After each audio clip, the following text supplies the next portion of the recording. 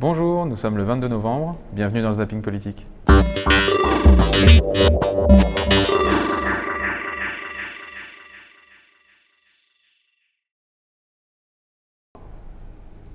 Premier sujet, l'hôpital public. Jeudi dernier avait lieu à Paris une manifestation des urgentistes et des hospitaliers pour protester contre la dégradation de leurs conditions de travail et du service public de la santé. Après 8 mois de mobilisation, ils ont obtenu, enfin, une première réponse du gouvernement. Mais les mesures annoncées par Édouard Philippe et Agnès Buzyn sont largement insuffisantes. Elles ne répondent pas aux problèmes posés en termes de fermeture de lits, de manque d'effectifs ou de rémunération des personnels.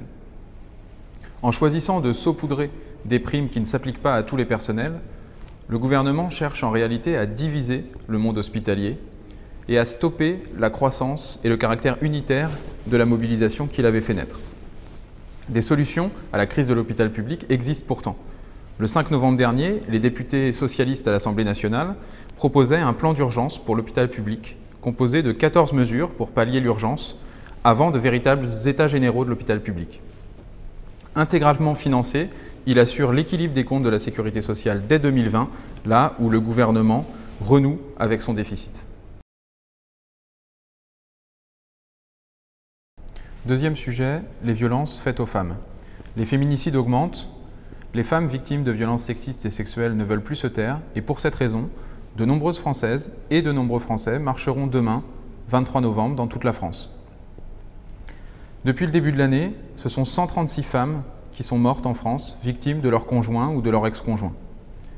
Alors que le Grenelle des violences conjugales initié par Marlène Schiappa arrive à son terme ce 25 novembre, la question se pose de l'efficacité de la réponse de la police ou de la justice face à ces situations.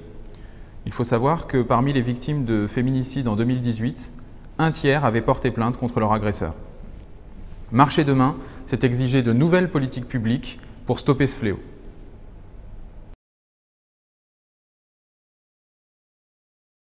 Mon coup de gueule de la semaine est adressé à Frédérique Vidal, ministre de l'Enseignement supérieur et de la Recherche.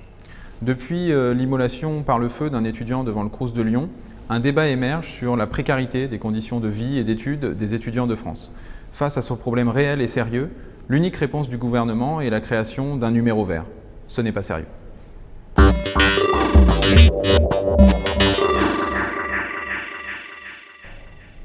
Rendez-vous la semaine prochaine pour un nouveau Zapping Politique.